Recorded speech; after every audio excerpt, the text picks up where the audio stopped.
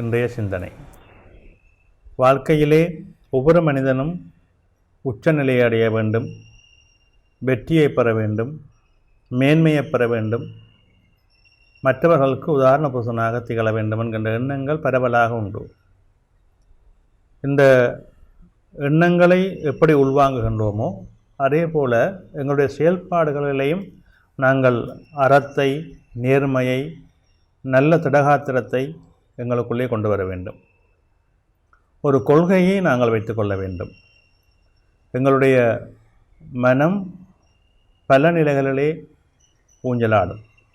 எனவே நாங்கள் எங்களுடைய குடும்பம் என்று வருகின்ற பொழுது அதுக்கு ஒரு வரையறை வைத்துக்கொள்ள வேண்டும். எங்களுடைய தொழில் என்று வருகின்ற பொழுது அந்த தொழிலுக்கு ஒரு வரையறை வைத்திருக்க வேண்டும். எங்களுடைய செயல்பாடு என்று வருகின்ற பொழுது அதற்குரிய நடைமுறையை சரியாக அமைத்து கொள்ள வேண்டும். இவர் இப்படித்தான் இருப்பார் என்பது மற்றவர்களுக்கு ஒரு முன்னுதாரணமாக இருக்க வேண்டும்.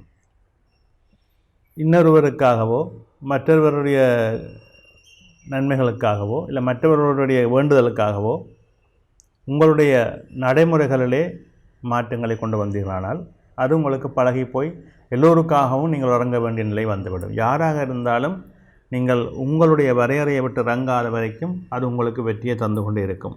அறத்தோடு செயல்படுங்கள். எப்பொழுதுமே யாருக்கும் தீங்கு நிலைக்காத மனதை உள்வாங்கிக் கொள்ளுங்கள். இந்த அறம் என்பது எங்கள் ஒருவருக்கும் முக்கியம். அந்த அறம்தான் வரையறை என்று சொல்லுகின்றோம். ஏதாவது ஒரு விடயத்திலே நாங்கள் அந்த அறத்தை கைக்கொள்ள வேண்டும், எங்களோடு சேர்த்து கொள்ள வேண்டும். அப்பொழுதுதான் எங்களுடைய வாழ்வியல் பல வெற்றிகளை, பல நுட்பங்களை, பல மேன்மைகளை தொட்டுக்கொண்டு செல்லக்கூடியதாக இருக்கும். எனவே இது எல்லோருக்குமே தேவையான ஒரு விடயம். எல்லா மனிதர்களும் அதை நமக்குள்ளே அதை வைத்துக்கொள்ள வேண்டும்.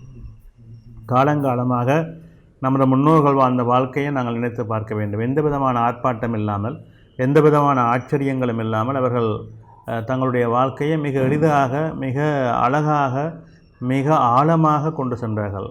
தங்களுடைய கொள்கைகளிலிருந்து விடுபடாமல் தங்களுடைய உழைப்பிலே நல்ல நம்பிக்கையும் நேர்மையும் வைத்தவர்களாக அவர்கள் எந்த தொழில் செய்தாலும் அந்த தொழிலே ஒரு அறத்தை வரையறை செய்து வாழ்க்கையை வெற்றியாக கொண்டு சென்றார்கள். அந்த காலங்களிலெல்லாம் குடும்பங்களிலே நிறைந்த பிள்ளைகள் இருப்பார்கள். வருமானம் என்பது எல்லாம் இப்பொழுது போல உலகம் உருண்டையாக கையிலே வைத்துக் கொள்கின்ற காலம் அல்ல. தனியொரு மனிதனுடைய உழைப்பு தான் அந்த குடும்பத்தையே தூக்கி சுமக்கின்ற நிலையிலே இருக்கும்.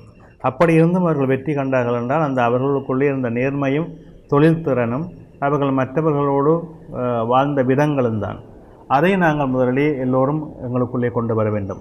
அந்த வாழ்வியல் தான் எங்களை வெற்றிகளையும் மேன்மைகளையும் நன்மைகளையும் எங்களுக்கு மிக உயர்வாக தந்து விடுகின்றது. எனவே அதை ஒவ்வொருவரும் சிந்திப்போம், செயல்படுவோம். நன்றி.